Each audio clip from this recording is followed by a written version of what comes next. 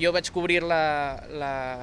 vaga general com faria qualsevol mitjà de comunicació en el seu poble, no? T'assabentes de les accions que hi ha previstes, acudeixes on estan els manifestants i vas a fer la cobertura a través de Twitter per a fer una notícia, per a fer seguiment en la web, i això és bàsicament el que vaig fer. De fet, vaig accedir amb els manifestants a les vies perquè la convocatòria inicial que m'havia arribat a mi era fora de l'estació, i ja dins de l'estació, en el moment que em vaig apartar a fer una fotografia, va ser quan em van demanar que m'identificara com a periodista. Jo només vaig facilitar el carnet de premsa,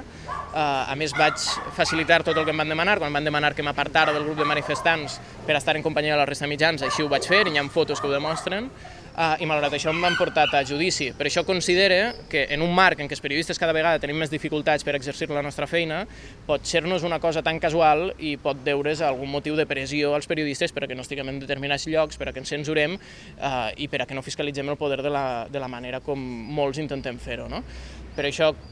es pot considerar que aquest cas és un atac a la llibertat de premsa i al dret a la informació, que esperem que no queden res, però en qualsevol cas no podien quedar callats davant d'aquest atac. En el nostre cas, nosaltres tornàvem de Barcelona,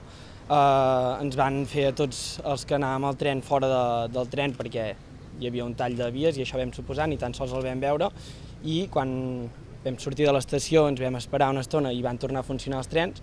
vam retornar a l'estació i allà va ser quan ens van identificar, i a l'hora de preguntar als dos agents per què ens identificaven,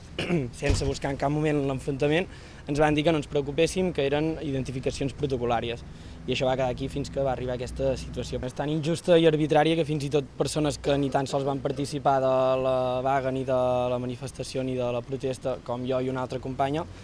que vam ser identificades i també ens han imputat. Per això també creiem que encara que no fóssim manifestants també hem d'estar tots junts perquè és una causa molt injusta i cal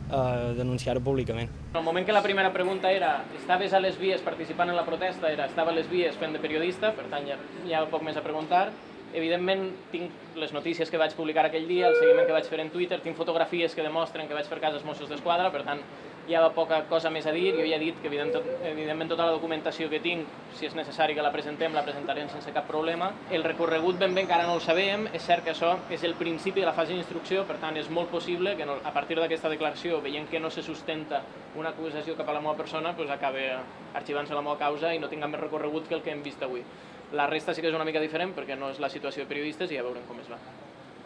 Molt bé.